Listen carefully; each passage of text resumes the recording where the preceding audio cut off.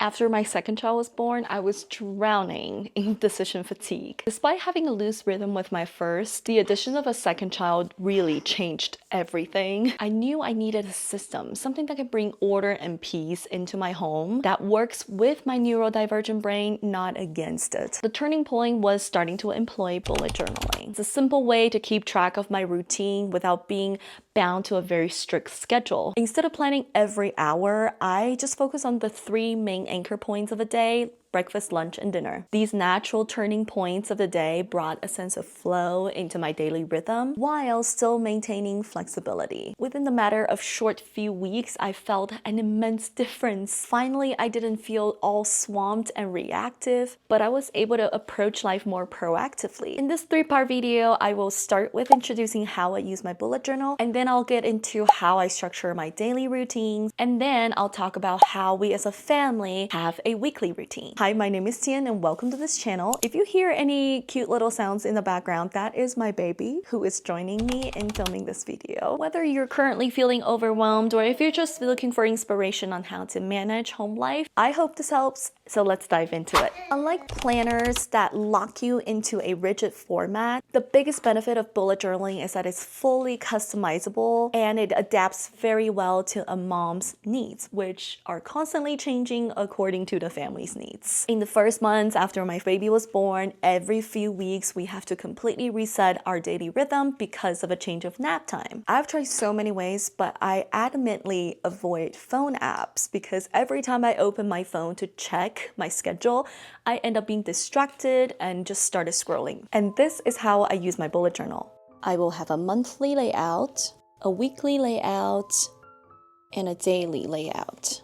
In the monthly section, I do check-ins, write down priorities. I know things change constantly, but that doesn't mean we don't make plans. This also helps keep my ADHD tendencies in check and prioritize what truly matters. In the weekly section, I will write down the priorities of the week, tasks that I have to accomplish that week. These can be loosely distributed to any day of the week, depending on how busy that day is. Because my toddler is ready to learn, I have also added a section where I plan the things that we're going to learn that week. And there's also a budget section where I calculate where we are at our monthly budget, and that will help me stay more on top of things instead of getting to the end of the month and realize that I am over budget.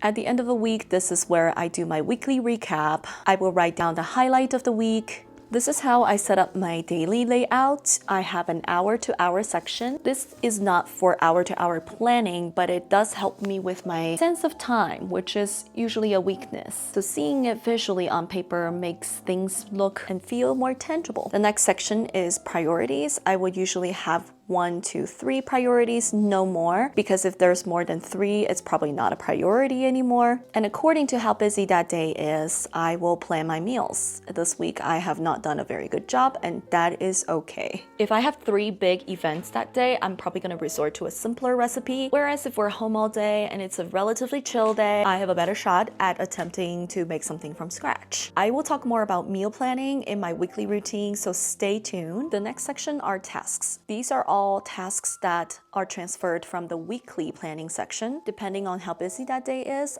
I will transfer some of that into this section. I use 3 indicators to tell myself where I am with those tasks. If it's done, it's a check. If it is canceled, it's a cross. And if it needs to be done the next day or be moved to another day, it will be an arrow. This helps a lot with people who struggle with procrastination because it provides accountability for tasks that are postponed. I also recently added a ta-da section inspired by the book Every Home a Foundation. It's simply a place to write down the things I did that I didn't set out to do. Having a section for unexpected accomplishment is really encouraging. At the end of the week, I do a weekly recap. This is very essential because it helps me to assess where I've been, where I currently am, and where I want to go. Or else all the time just kind of blur into one ball of mystery of how did my time pass? I used to keep a prayer section in my journal, but now I have moved that to its separate own journal. Writing prayers down is a game changer. It slows down my brain so my mind doesn't just drift to other distractions. It helps quiet me down to hear from God, and writing it down also helps me later on when I look back at the things I prayed about and the praises I have given to Him, and just remember His faithfulness. So as I said earlier, I structure my daily routine around 3 anchor points of meal times. In the morning, which is around 6:30, I get up, I do my Bible study, and then I check my bullet journal for what the priorities of the days are and what are some tasks that I need to attend to and what meals I need to make so that I can start defrosting the proteins. And then I head downstairs at 7:30 to join my husband and the rest of the family for breakfast. After breakfast, we all get dressed and we do 15 minutes of zone cleaning. This is a new thing that I've implemented. I love it because I believe it trains our kids to know the basics of how to keep a home, but it also tells the kids subconsciously that everyone is in this together. Everyone takes care of the home that we share together. It's not just mom's chores. Each day of the week corresponds to a specific zone of the house, as well as a specific kind of laundry we're doing. After the 15 minutes of cleaning up, the day officially begins. And each morning has a different theme. I will talk more about that in the weekly routine. We have a designated snack time at 9:30. I think this is tremendously helpful for both the mom and the children. Structured snack time can prevent grazing all day. I think it's important to help regulate the kids' blood sugar, which helps the kids have more sustained energy and be more content throughout the day. Lunchtime is around 11:30 to 12. I'll feed the kids and send them down for a nap. Although my toddler recently stopped napping. That's my baby. Anyway, my toddler recently stopped napping, and so I have to stay up with him. He gets about an hour of quiet time during which he plays independently and I get some work done. It's a work in progress, but ultimately the goal is that he will be able to play independently. I think this space is necessary for the both of us. Our dinner time is at 5. My husband will get off of work and we'll sit around the table and talk about our days. I know you want to be part of it. Oh.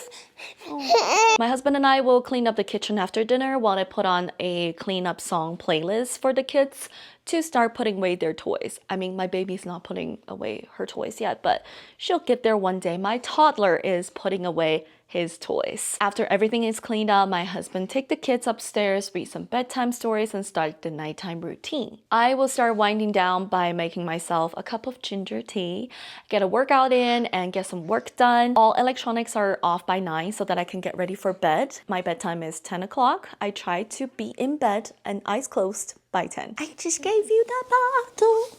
Let's try again. She kept rolling and then she wondered, where's my bottle? On Saturday or Sunday, my husband and I will carve out about 30 minutes to an hour to have a family meeting. This helps us review the upcoming week. Okay, so we discuss priorities, appointments, and even budget updates. This meeting helps us stay on the same page and address any potential stress point proactively. Something we used to do in the past more diligently is that we will check in on any unresolved conflicts in our marriage, and we also check in on each other's spiritual and physical health. This fosters some basic accountabilities in our lives, because if one of us is struggling with our faith and our marriage, the other needs to know. To prepare for this meeting, I will finish my weekly planning in advance, and that means transferring appointments from my calendar to my bullet journal and also distributing tasks throughout the week, and of course finalizing our meal plan. Meal planning is key to eliminating decision fatigue as well as staying within budget. Planning ahead means my energy goes towards implementing the plan instead of having to make decisions on the spot. Also, checking our pantry, freezer before I go grocery shopping really helps eliminate waste and unnecessary spending. Each morning of the week has a theme. This is helpful for me having 2 kids so that I don't have to come to the beginning of a day and wonder, well, what are we doing today? Depending on the weather, we might redistribute. Oh no, she's getting to my tea again. Oh no, she's getting to my laptop too. All right, this filming setup is not working. We would have to re-strategize. Life with littles. Okay, let's try this. I can do this. I've done harder things.